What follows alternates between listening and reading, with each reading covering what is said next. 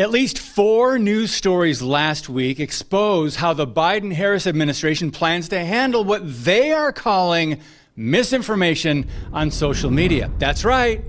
Not only are Democrats defining disinformation, but the federal government is pressuring big tech now to censor those with differing views. I'm David Fiorazzo, and this is Christ and Culture.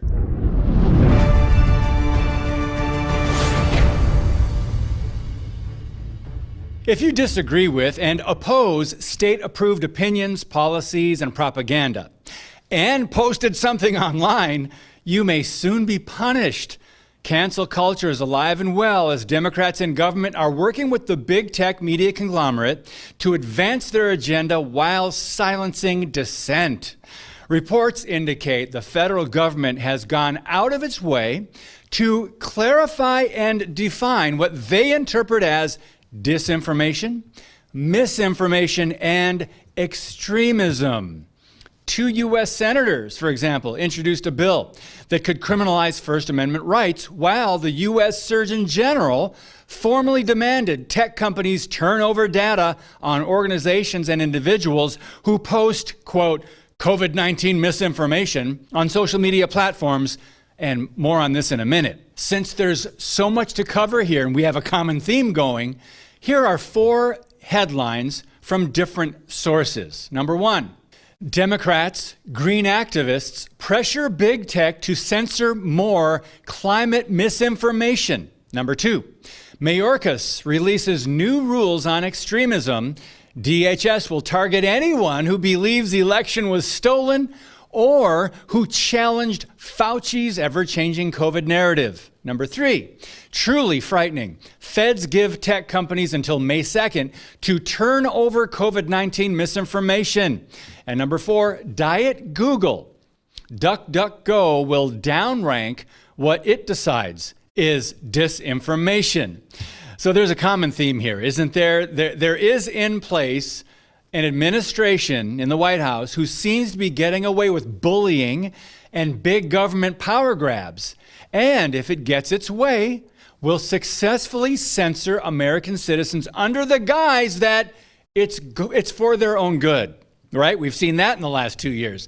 As reported in the New York Times, Biden's Surgeon General demanded major tech platforms submit information about the scale of COVID-19 misinformation on social networks, search engines, crowdsourced platforms, e-commerce platforms, and instant messaging systems.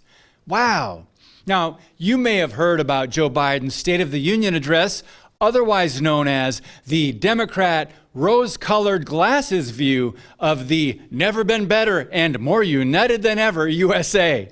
Biden referred to the misinformation of those opposing administration policies as, quote, an urgent threat to public health. That would be you and me. And he said the government's request for information is part of the National COVID-19 Preparedness Plan.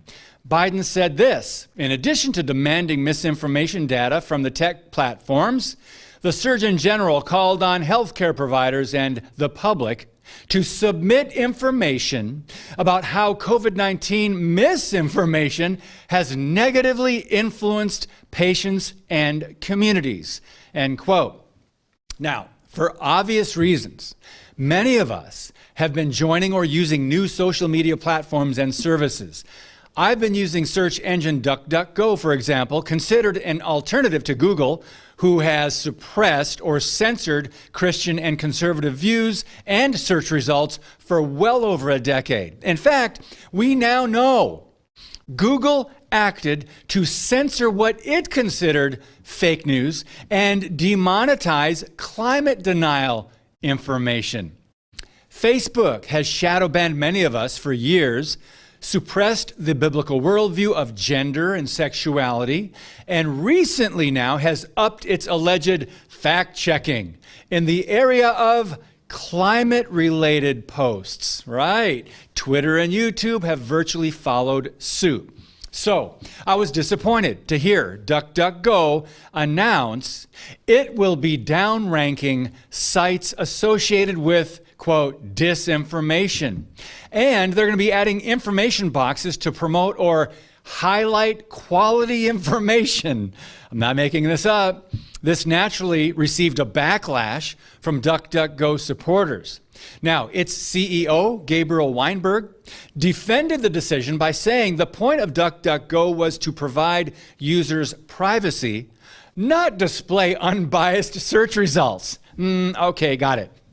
Now, Breitbart also reports Weinberg will be placing news modules and information boxes at the top of certain search results to highlight quality information for rapidly unfolding topics like breaking news, right? But wait a minute. This method was used by Google and social media sites during the 2020 election cycle to help elect Democrats. And it was used during the manufactured coronavirus pandemic to push official government narratives. As stated by many, those narratives and information changed regularly and often, sometimes drastically, to the point we, the people, didn't know what to believe. There's a lot of contradictions. So this at a time when trust in mainstream media is at an all-time low. It's in the tank. One thing we can say is accurate generally. When the left refers to something as conspiracy theory or misinformation, stop and take a closer look, because it is often, not always, but often factual and true. Either that or the alleged conspiracy theory is no longer a theory. So the final area of concern, I should say one more concern to the Democrats, is American citizens who want to preserve their country and fight for the Constitution to be upheld. Therefore, the White House saw it necessary to redefine extremism to serve their purposes. What does that mean? They want to be able to legally punish their opponents. Now, here's some factual information the Biden administration doesn't want people to know. Number one, Joe Biden and DHS Secretary Mayorkas immediately opened up the U.S. southern border after they came into office. They want us to forget that. Number two, in Joe Biden's first year in office, over 2 million illegal aliens from dozens of countries walked into the U.S. across the southern border. Number three, Biden also set another record. Only 59,011 illegals were deported his first year in office. This was the lowest number since 1995. So let's be clear. Instead of enforcing immigration laws and upholding the Constitution and closing the southern border, Biden's DHS released new rules on extremism. Priorities. Their guidelines include targeting those concerned about voter fraud and who question the 2020 election results or question the Biden, Fauci, World Economic Forum talking points on COVID or Build Back Better, right? We've also learned you will now be targeted if Democrats think you are undermining their efforts to promote, to tackle the topic of climate change. Sources reveal big tech companies have sent emails to public universities across the country. Why? To recruit activists to help flag misinformation on social media. Now, the Daily Signal reports Google is already monitoring what it calls climate denial. And radical green groups want to expand the definition of denial. I've often referred to the sensational talking points about the environment or climate change and the media's panic porn as climate alarmism. That would now be considered hate speech. So, do you think I'm exaggerating about any of this? There is, in fact, a left-wing Center for Countering Digital Hate.